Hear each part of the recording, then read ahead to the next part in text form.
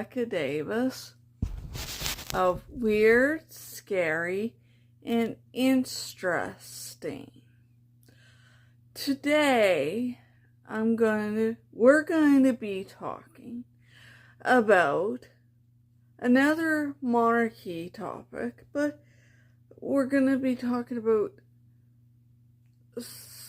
a certain type of monarchy, and it is elective monarchies through African history. So we're going to be focusing on Africa today, because there has been monarchies in Africa, and there still is. So, if you notice me, I had mentioned last month when we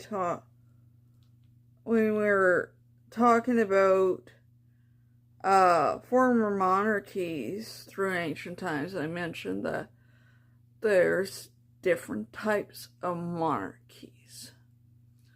So this is elective monarchies that are from Africa. So right through African histories.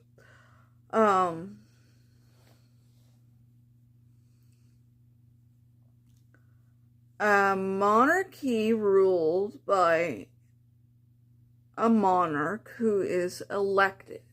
So this is a little different aspect of a monarchy than we see in hereditary or constitutional.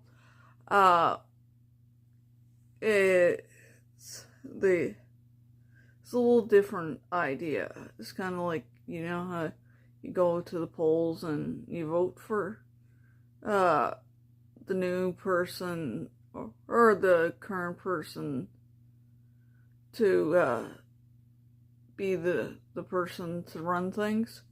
It's the same idea, but you're in this aspect, you're voting for a monarch. Is based upon the consent and free choice of people. That's the whole idea of elections. You vote for somebody, maybe new, or maybe the current guy or girl.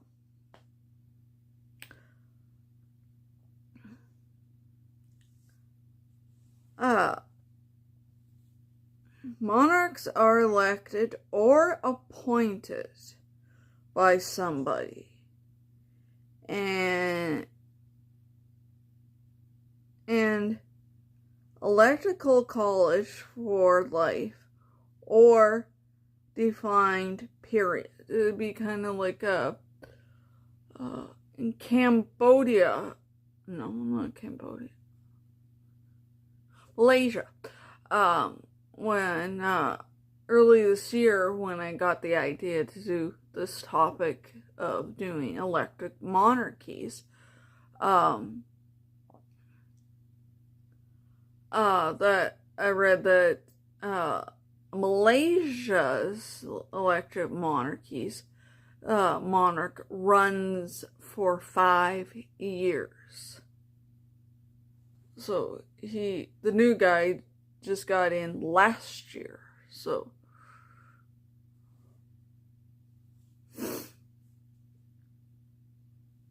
it's like they have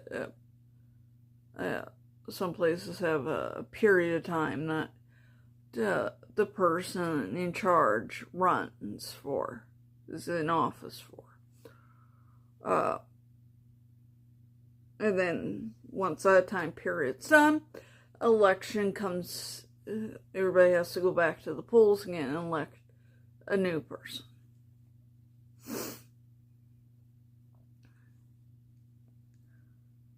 Okay.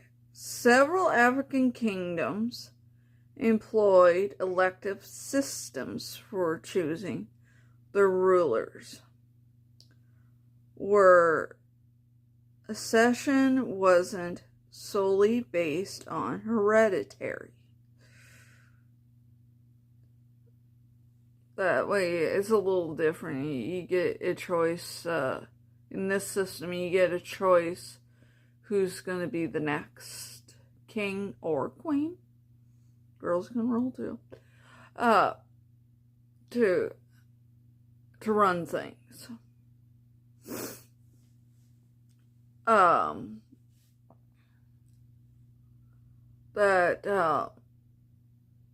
That way it's a little different. Hereditary, you're more or less inherited into the role.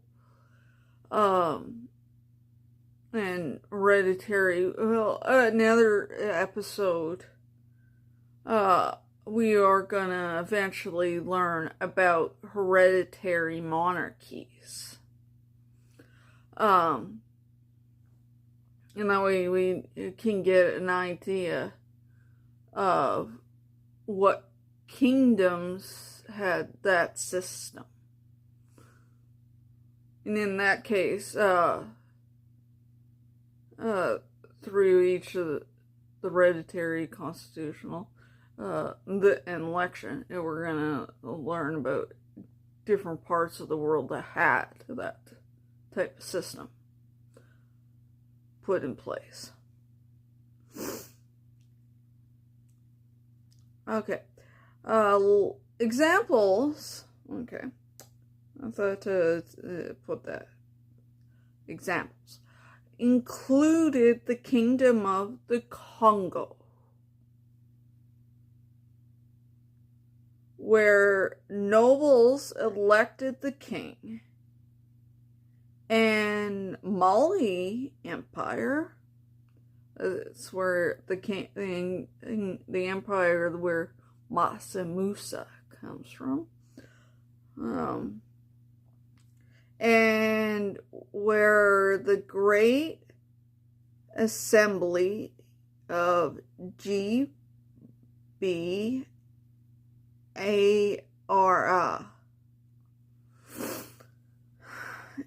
approved Mansa Emperor. I guess he was emperor. Obviously it was emperor. He's emperor. The woman's empress. Despite the hereditary claims, so more or less some guy named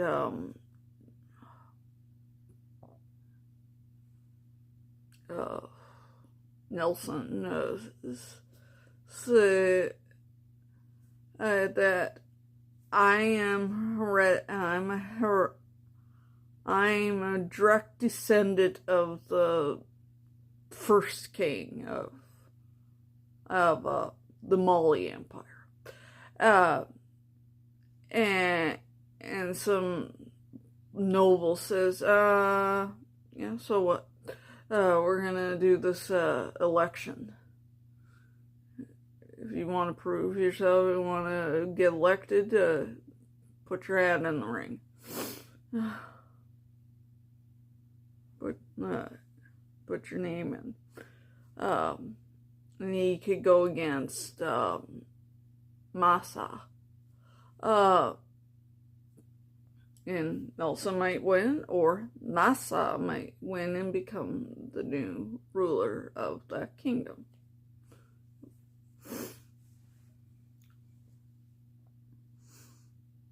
So even if Nelson was direct descendant of the first Mali king,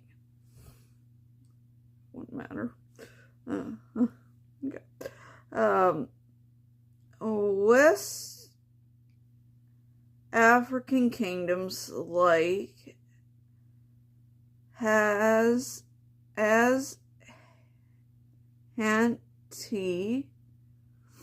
Ife, and yo, so Y-O-U-Y, O-Y-O. Also, you also utilized colleges of noblemen, in brackets, kingmakers. So they were kingmakers. They were people that made people become kings. I've heard a lot of that, more or less through European history. To elect rulers from royal families, so more or less they would have to be the people running for the throne of the certain African kingdoms that had the elective monarchies. Would have to be from royal families.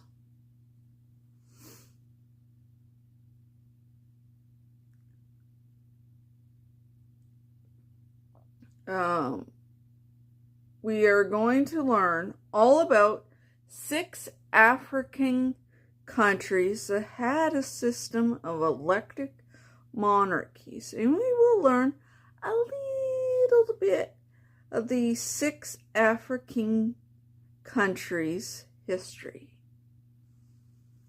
Okay. Let's get into it. Okay.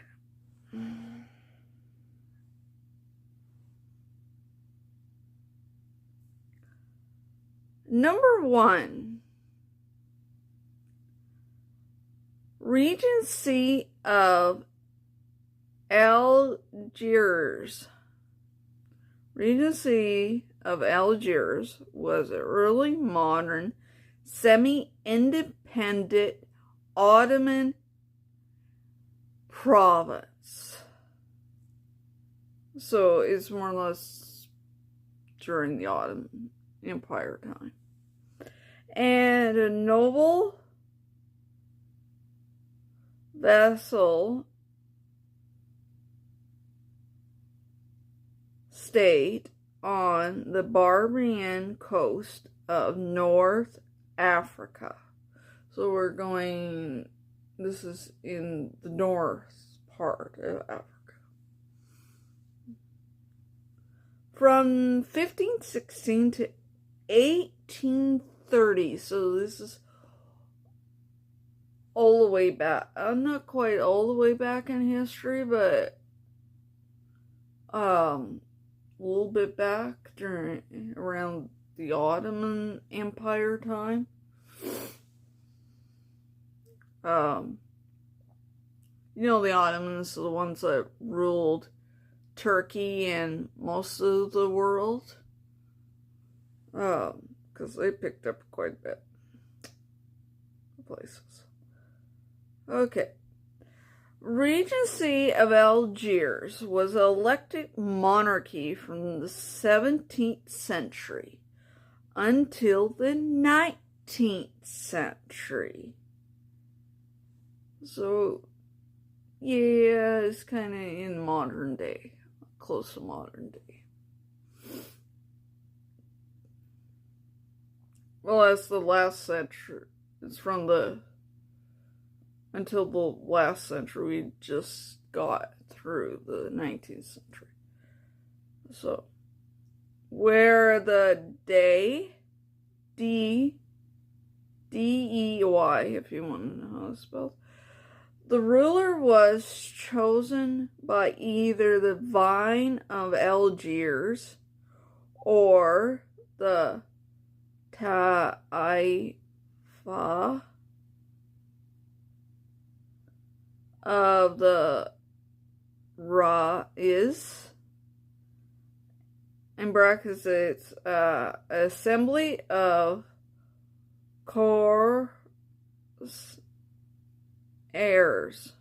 corsairs.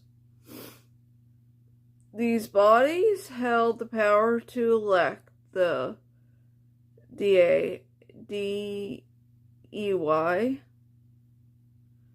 who also held the title of Governor Sultan of Algiers. So it's a governor and also then so whoever won would have became a governor and a sultan. It's a little different type of ruler title than we see. So way different than the rulers from the ancient time period that we learned about in the former monarchies, ancient times. So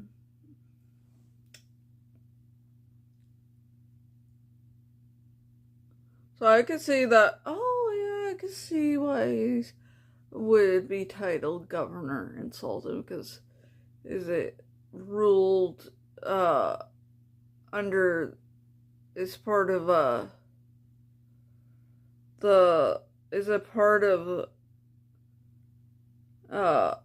since it said it's a semi-independent Ottoman province, so they would, like we learned from the Roman Empire, they would have to have governors in each of their places that they picked up.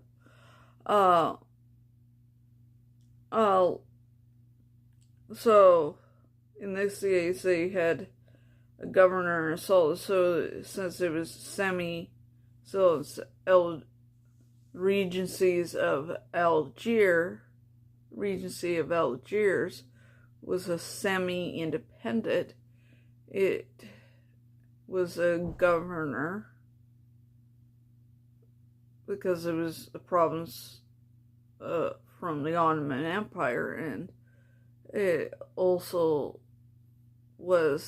could be a sultan, so it could rule on its own, but it's more or less kind of a kingdom inside of a kingdom.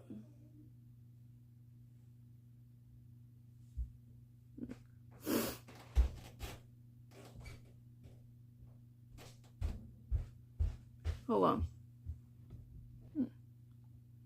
Okay. So yeah, that's understandable. It was the ruler could be a governor and a sultan all in one. That's why the whole title of governor sultan was, because it wasn't really independent. It was just semi.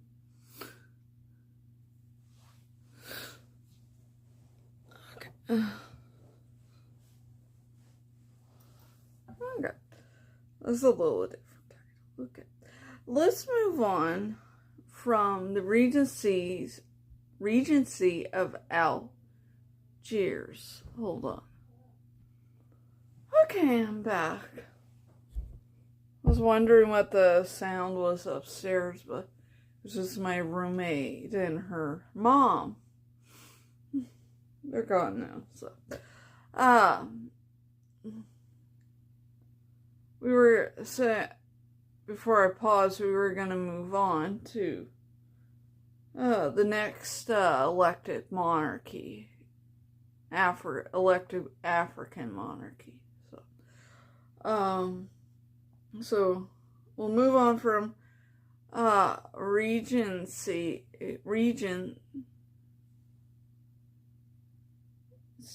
of Algiers to Matsumus's kingdom, which is in number 3, and it's the Mali Empire. Okay. Mali Empire was an empire in West Africa. So we're moving from North Africa to West Africa.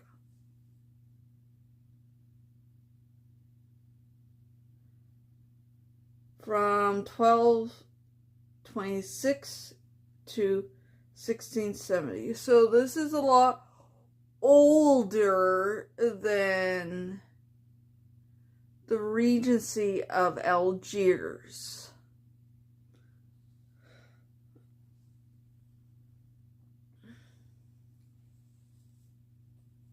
Okay.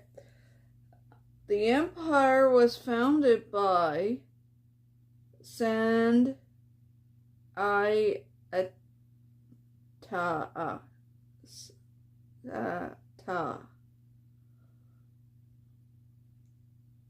Aki I Ta, and became renowned for the wealth of its rulers, especially, as I say, Mansa Musa.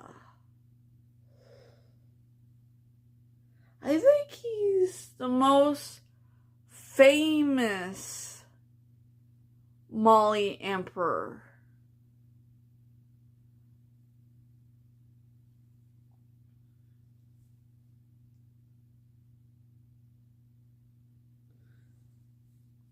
Because he's a guy that he was famous for wherever he went, he rode on elephants and had a great convoy with him.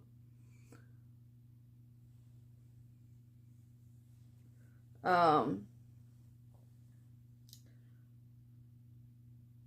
I see pictures of him. It wasn't bad looking either.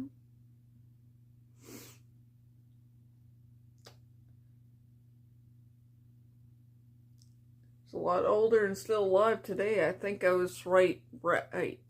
If he was on dating site.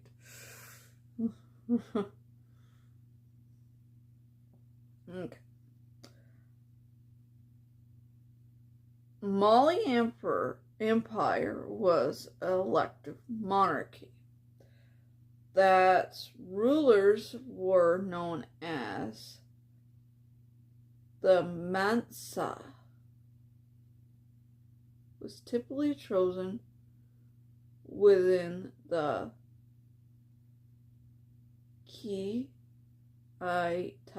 clan, but acquired the approval of the Jiba Ara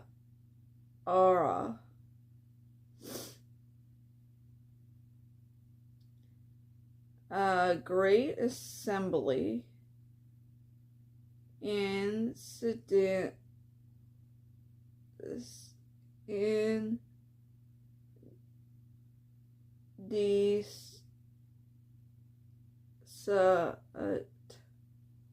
insane degree of selection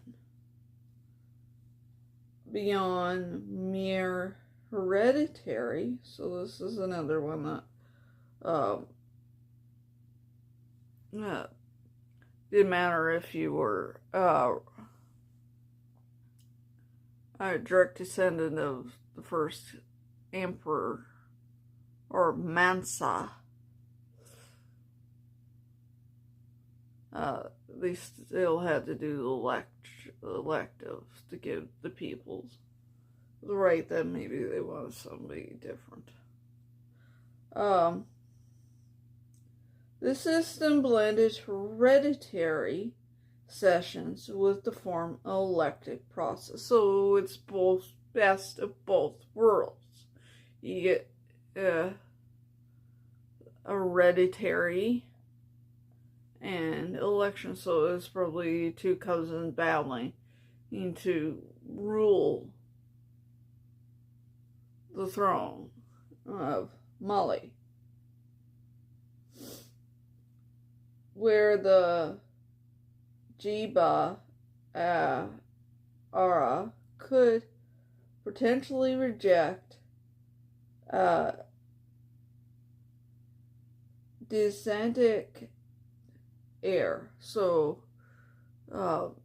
could be some heir that of maybe Mansa Musa, that they could, if they really are not failing him and that he's the right fit to rule, they can throw him out of secession and try somebody new. And it's like, trying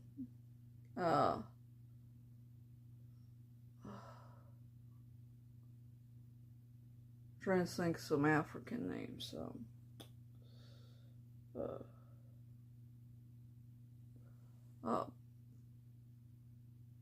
Musa,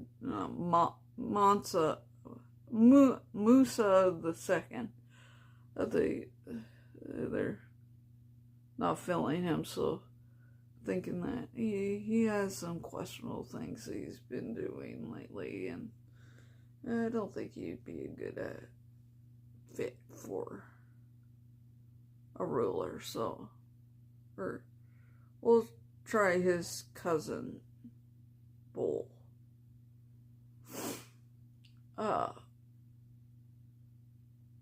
Instead.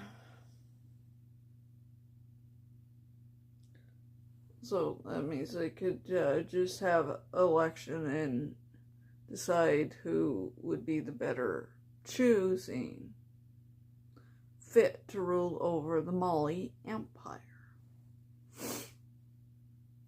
And maybe his cousin Bull might be the right fit. Or maybe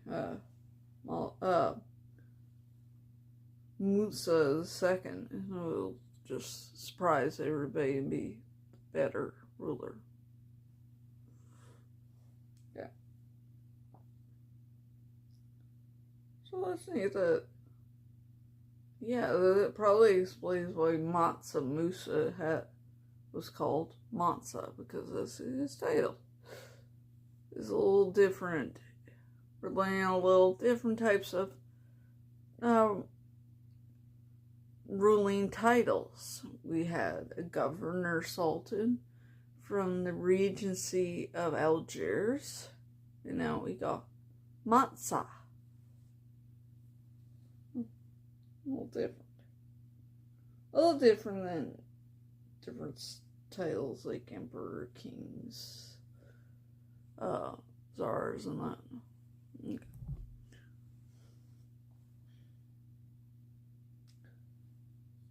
We'll move on after I have a drink. Some Sprite here.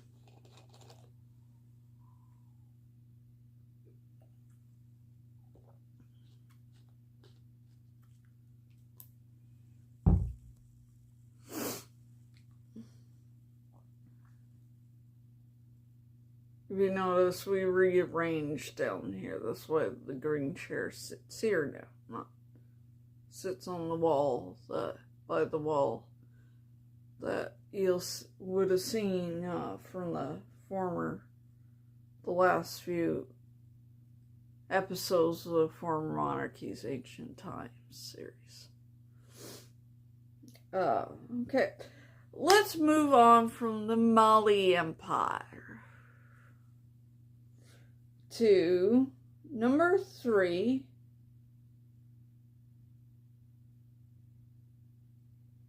which is the Kingdom of the Congo.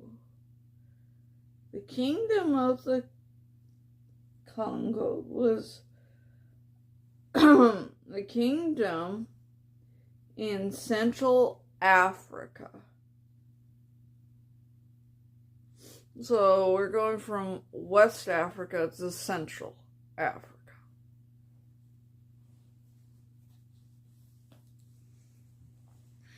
It was located in present-day northern Angola. The western portion of the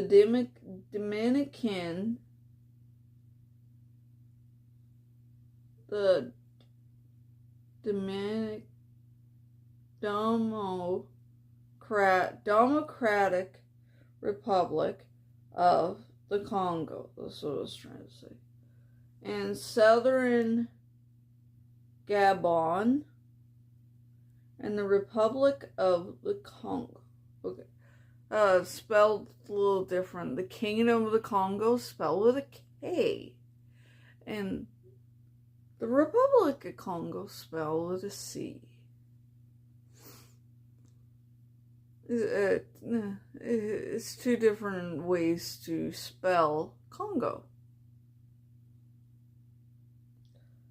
Okay. Kingdom of the Congo, with a K, was a pre-colonial African state. So this is way before the Congo ended up being colonialized. A prominent example of elective monarchy. Okay. The king, known as the, hopefully I get this right, Mani Congo, was chosen by a council of electors rather than inheriting the throne. So he's being elected. He's not his mom or dad or aunt or uncle or grandparent didn't die. He just is elected into the role.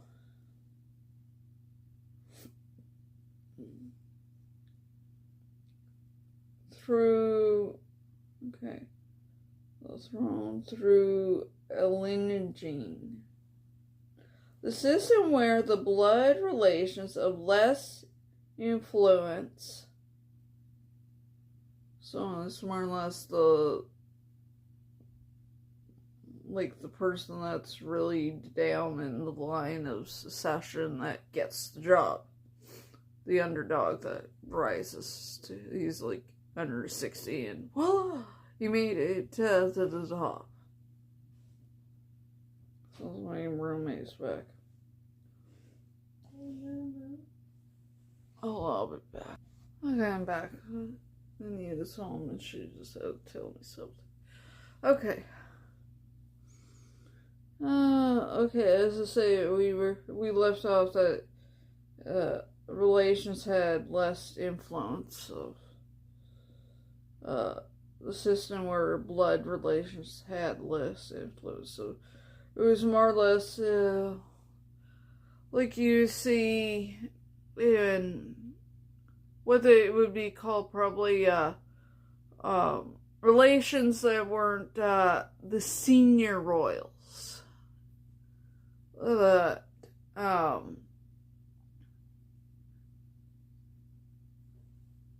it would be somebody further down the session line that is not really public influence, not really in the spotlight. Somebody that is somewhere down the session line that is not really heard of, probably.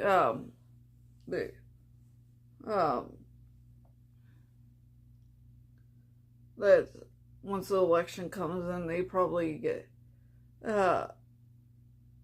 put their hand in their name in the ring, and eventually maybe they would have got elected to be the new ruler of the Kingdom of Congo. And it'd be surprising, people going, okay, who's that guy? And somebody's going, that's our new ruler.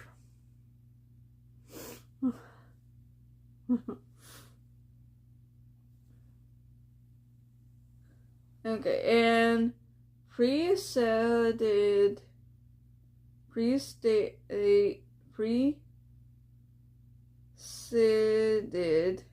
from kingdoms an exception around 1400 until its disintegration in the early 20th century. So we're getting closer to modern day. So the Kingdom of Congo was around for a good time. And obviously it must have been about a vast place when it was a kingdom before it got broken up to several little countries in Africa.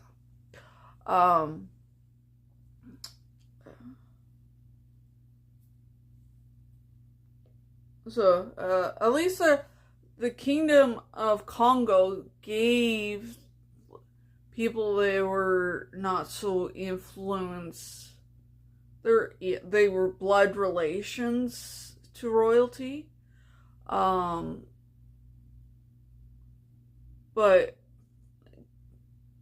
people that would never thought that would think in their mind, I wouldn't want the job of being a monarch. That'd be a lot. But then they get elected, and it's like, oh, I guess I better do it.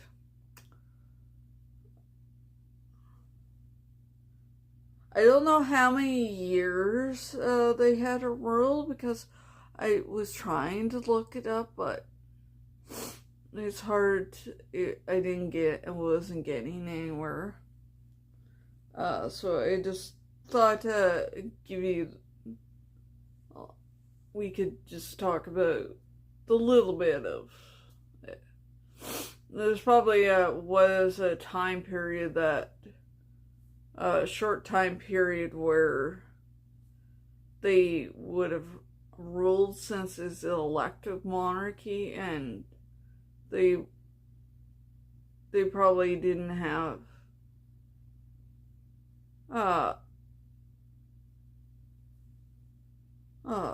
much time, unless they ruled like us. Our prime ministers in Canada, we don't have a short time frame for our preems to rule. Not like the United States, 4 years. And that's all because of their one president, FDR. Because if they didn't do that, he would have ruled forever and ever and ever.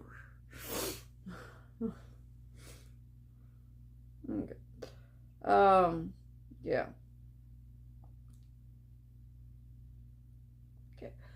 Let's move on from the Kingdom of the Congo to number 4, which is West Africa. So we're going back to West Africa.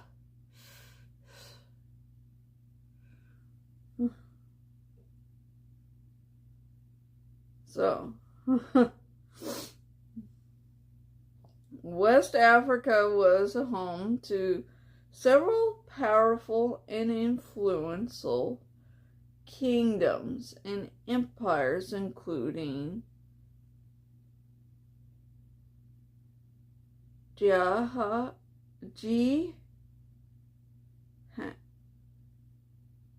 sorry if I screw this country's name up.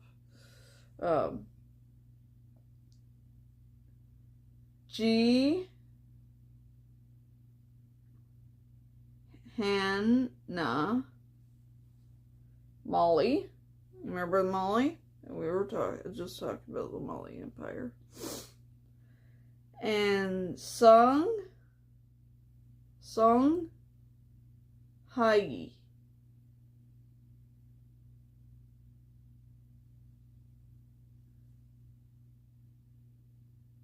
These empires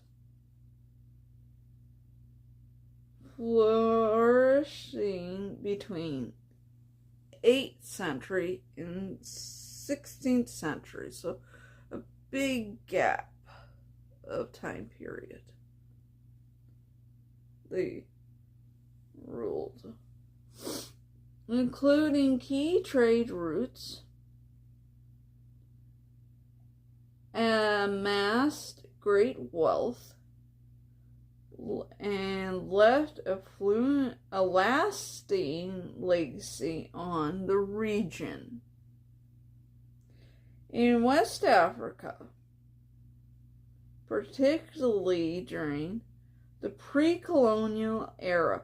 So this is way before a lot of European kingdoms back in the day.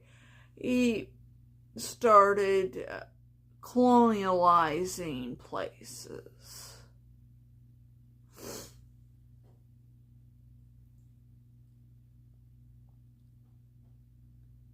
And several states featured elective monarchies. Okay. West African rulers, like those in Hanti Empire, Ife, the Yo-Yo Empire, were chosen by noblemen. So these are the ones that are elected or choosing the people in charge next. Often called kingmakers. Like we learned about these a little bit in the video, earlier in the video, about the kingmakers. From within the royal families. So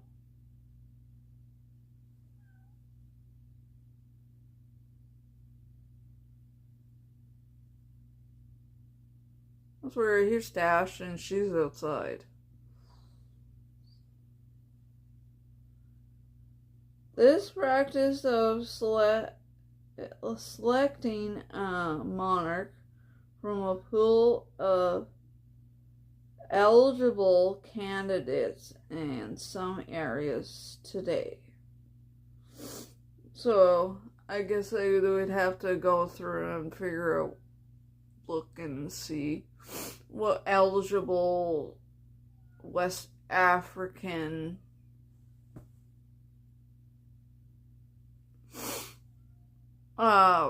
royals were eligible to be able to be made into a king. Stash, I could hear you, but I don't know where you are.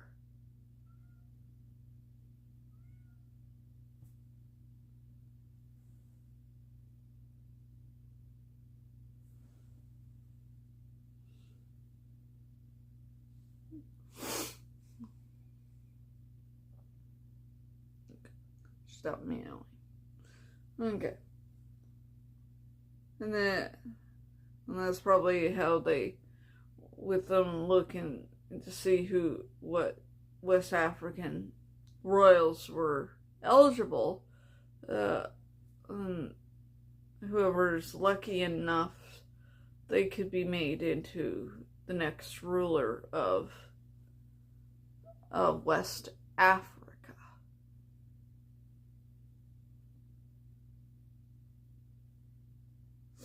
Okay, let's move on from West Africa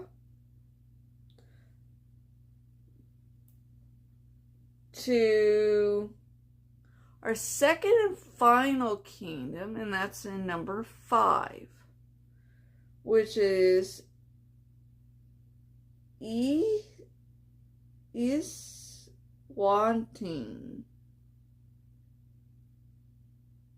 ESWATIN Watini. Iswatini.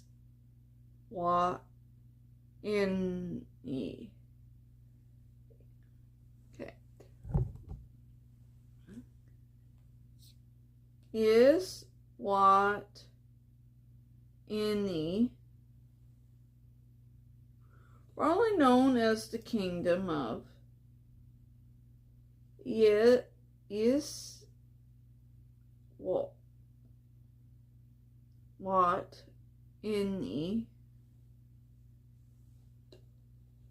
known by former official names. Swaziland, I've heard that one. Kingdom of Swaziland is a landlocked country in southern Africa. So we're going from West Africa to the south part of Africa. It is bordered by South Africa on all sides, except the northeast, where it shares a border with, hopefully I get this wrong, hopefully I get this right, Mozambique. Hey.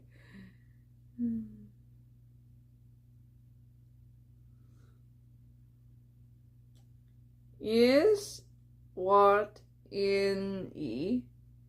previously known as Swaziland, has a complex history with its monarchy moving from form of elective monarchy to absolute monarchy. There's another form. Absolute is the kind that gives the monarch complete control of government and everything. So they're moving from elective to absolute, so no more elections. There is absolute where nobody is giving the monarch complete control. And then to a system described as monarchical democracy. While the monarchy hereditary and the selection of the, hopefully I don't screw this name up, but I apologize to my African viewers if I do. Okay. Niji Win Waima Ng Win Ma. In brackets it means king. That's what it means in English. Okay. And okay, here's another word. Again, sorry for my African viewers if I screw up on this name. Okay. N-D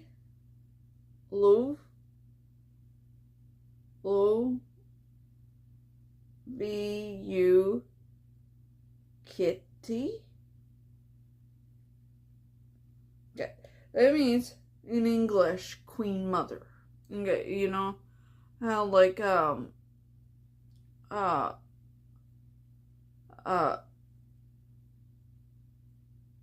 cousin, King Charles III, his grandma, Queen Elizabeth, not his mother, his grandmother, the King George VI's wife, she was called the Queen Mother because she was King Charles III's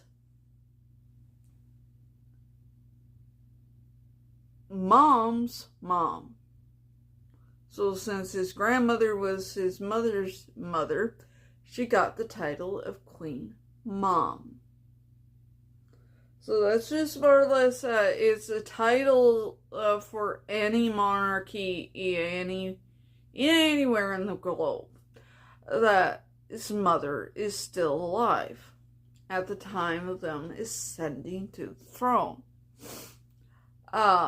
Whether it's elective, hereditary, absolute, constitutional, any type, that's mom's still alive. They would just call their mother, grandmother, call the mother of the monarch, whether it's the monarch's a king or a queen or emperor or empress or whatever. His mom, the Queen Mom. Now you don't hear much of, you don't actually hear any monarch's father being called the King Father. Because a lot of the monarchs' dads are titled the Prince Consort, kind of like we see with King Charles's dad and King Frederick X of Denmark's father. They were called Prince Consort because I know I find it a little weird, but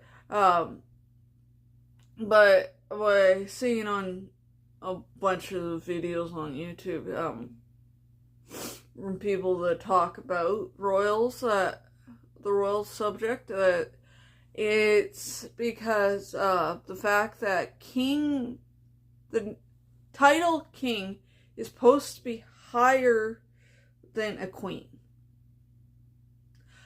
But the consort, when it comes to a consort, the king, a consort is lower ranked than a king or a queen. So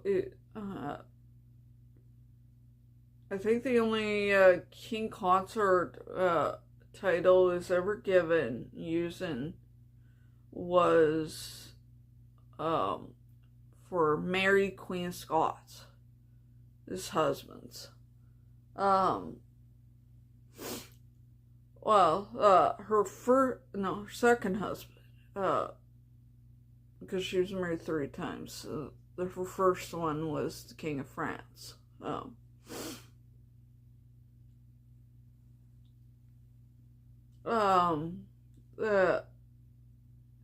Anyways, but Mary, Queen of Scots' second husband had lived to see his son become King of Scotland. Maybe he could have used the title as the king's father.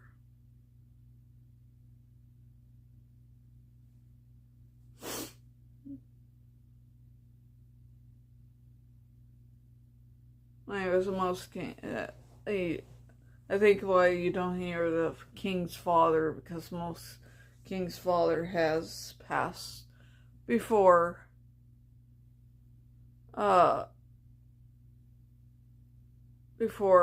their child has acceded to the throne.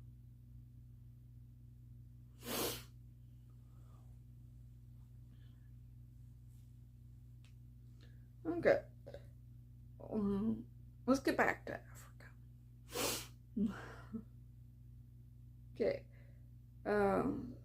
So there we go. We know the African words for king and queen mother.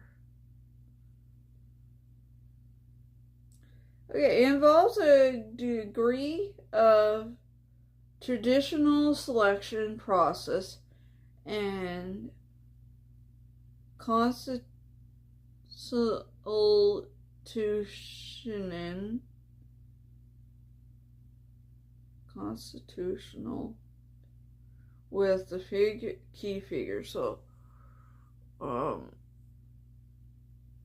guess it's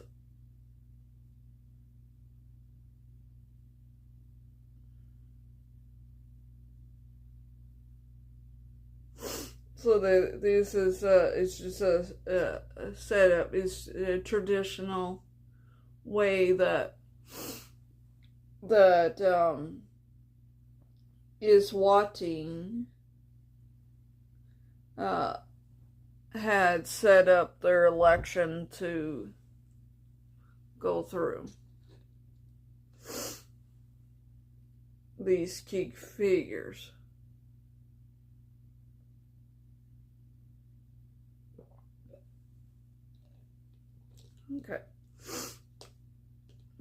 Okay, so we'll move on from Eswatini to our final and last elective monarchy that is at number 6. It is Nigeria. Nigeria's history is rich with powerful kingdoms and empires, including the Benin Kingdom, Yo-Yo Kingdom, okay, we're seeing that one again, and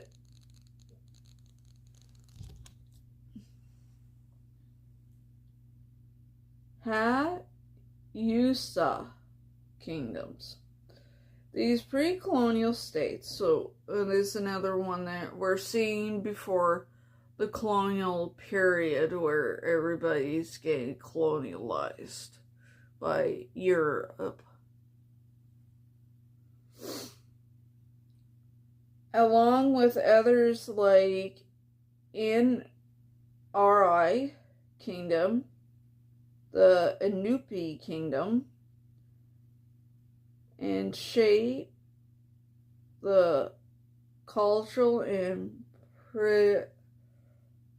political landscape of the region, long before the arrival of European colonializers. So this way before Europe got the idea to come over to other places in the world and colonialize them and turn them into their idea of living. So we're seeing that Africa has been living a good while without Europe coming in and ruining it for them and changing, telling them this is the way you have to live. Because we own it. Many traditional states within Nigeria, such as Aboha Kingdom, featured elective monarchies where rulers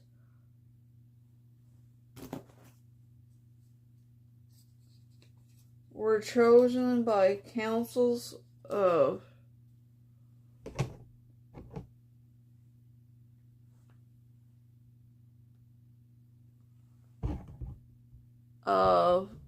elders or kingmakers from eligible members of royal leniencies. So,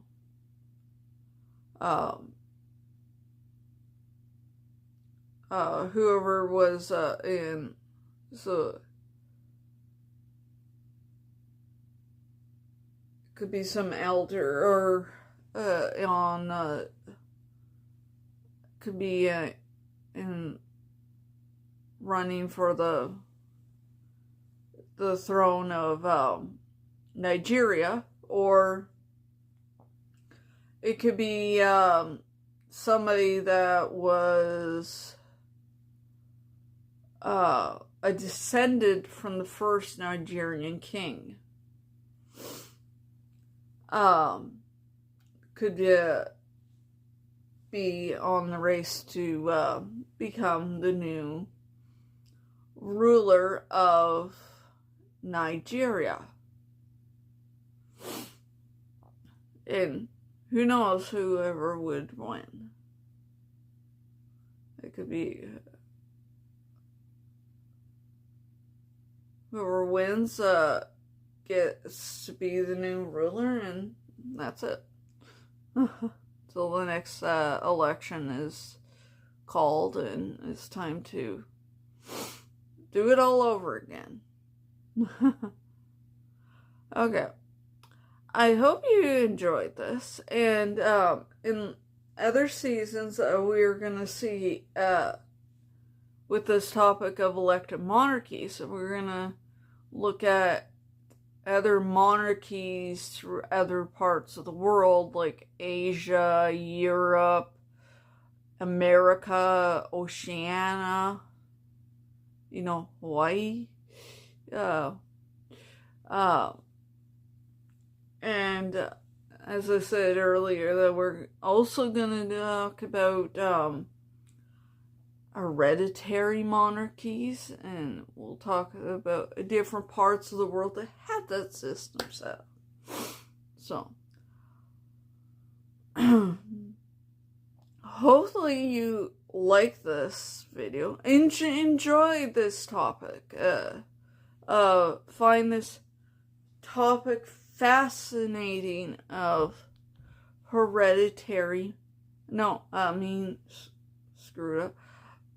elective monarchies through African history. Because there's probably some people that love African history. There is some great parts of Africa that is very fascinating. Like I said, my favorite ancient African kingdom is ancient Egypt. There's a lot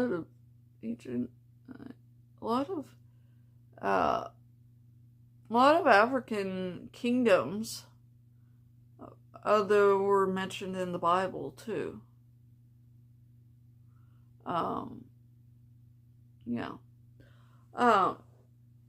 So yeah, hopefully you enjoyed this topic of elective monarchies through African history.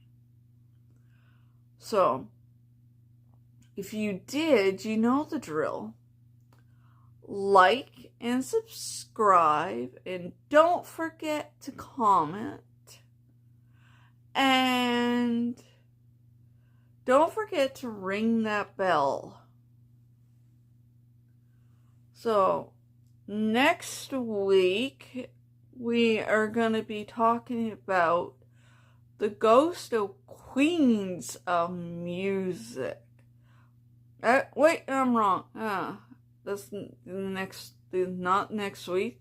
Next week is the fathers of 50s TV. Okay. Ghost of Queens of Music is the week after. So, hopefully you're enjoying all the topics are on this channel. Weird, scary, and stressing. And next month, I'm going to be getting into trying to get into a lot scarier topics. because next month is October, and we're going to be getting into Halloween. Well, for Canada, we have Thanksgiving. Yeah, we have a lot earlier than the Americans do. So, you'll see a lot of scary topics next month, like ghosts, queens, and music, vampires, and Jack the Ripper. Yeah, we're gonna start our first true crime series. It'll be the cold case edition, called Case Files, cold case edition. Why not? Start out in October, perfect month. Okay. Till next week when we talk about fathers of 50s TV. I know I was hoping to do it in June, but it didn't have the script ready. But I do now. So, for now, till next week when we talk about fathers of 50s TV, I'll say goodbye. Goodbye.